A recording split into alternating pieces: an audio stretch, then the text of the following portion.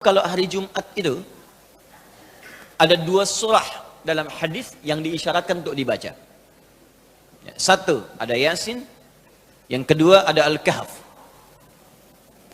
Al-Kahfi, apa artinya Al-Kahfi? Gua. Kenapa disebut surat gua Al-Kahf? Karena ada kisah yang terkait dengan gua itu.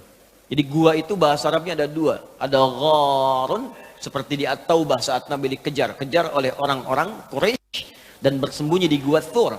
Maka Allah menurunkan sebuah kisah menyampaikan pada kita, idhuma fil ghar, gharun idh yaqulu li sahibi la tahzan innallaha gharun. Kalau disebutkan gharun maksudnya itu kapasitas yang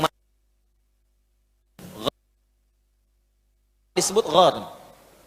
Ya. Kalau Bapak Ibu misalnya ke Mekah, kemudian ke Jabal Nur itu, naik ke atas 700 meter ke atas itu, turun sedikit, itu nanti akan melihat di situ ada gua Hira, tulisannya Gharu Hira. Ya.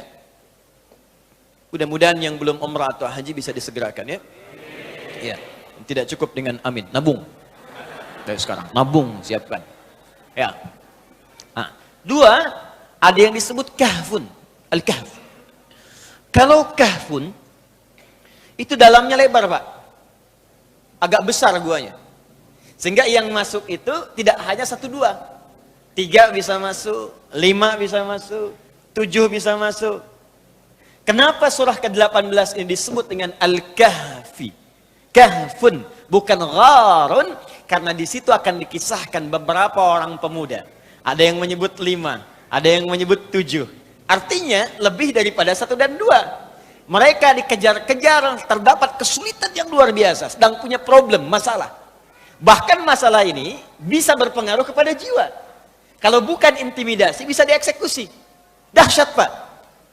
Anda bayangkan, mohon maaf ya, beberapa orang pemuda sedang bertarung dengan nyawa. Kesulitannya itu bukan kesulitan biasa. Bukan kesulitan sekedar harta benda, pekerjaan yang belum didapat, uang bulanan yang belum diraih, kesulitan di perjalanan yang terkadang dengan macet, bukan, taruhannya nyawa. Kalau ketahuan, selesai eksekusi. Kesulitan tingkat tinggi. Lalu mereka berlindung, datang, masuk ke dalam sebuah gua. Tapi yang paling menarik, ketika Allah memberikan perlindungan kepada mereka, apa yang disebutkan oleh Allah yang menyertai perlindungan ini?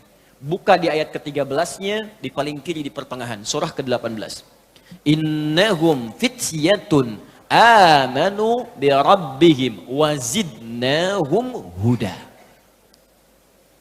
Mereka itu para pemuda yang sedang mengalami kesulitan luar biasa, bahkan bertarung dengan nyawa, taruhannya eksekusi. Tapi dia beriman kepada saya, kata Allah, beriman kepada Rabbnya, yang disebutkan Rabb. Sifat rububiyahnya masuk di situ, yang merawat, melindungi, memberikan bekal, mencukupkan, memberikan kenikmatan. Ketika dia beriman kepada saya, kata Allah, zidnahum huda, aku tambahkan hudan. Jamak dari kata hidayah adalah hudan. Ketika aku berikan hudan, aku lindungi dia.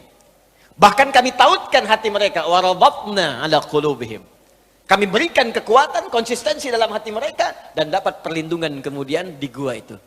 Saking nikmatnya kalau sudah mendapatkan perlindungan dari Allah, Bapak Ibu sekalian, semua masalah selesai. Saya tanya pada Anda ya, maaf nih, maaf sekali. Di gua, senikmat-nikmatnya tinggal di gua, dengan tinggal di rumah, nyaman mana? Rumah. Kalau di gua itu alas tidurnya itu empuk atau kasar? Kasar, keras. Gelap atau terang? Gelap. Kok bisa ada orang tinggal di gua, katanya tempatnya keras, kasar, gelap, tapi saking nikmatnya tidur sampai 309 tahun. Ada orang tinggal di rumah yang mewah, kasurnya empuk, bahkan ada kasur itu untuk kesehatan. Kamarnya fasilitas lengkap, tapi setiap 30 detik bangun.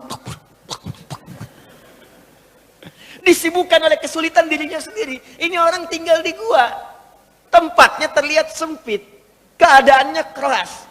Ya, gelap, tapi bisa nikmat tidur sampai 309 tahun, gak ada yang ganggu.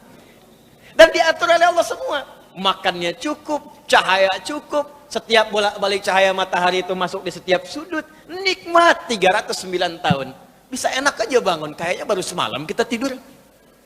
Kalau hidayah Allah sudah datang, maka kenikmatan hidup itu akan tiba, solusi setiap masalah akan hadir, sekalipun Anda tinggal di tempat yang paling sempit, keadaan batas, tapi kalau hidayah sudah datang, maka semuanya akan terlihat mewah dan nyaman dalam kehidupan.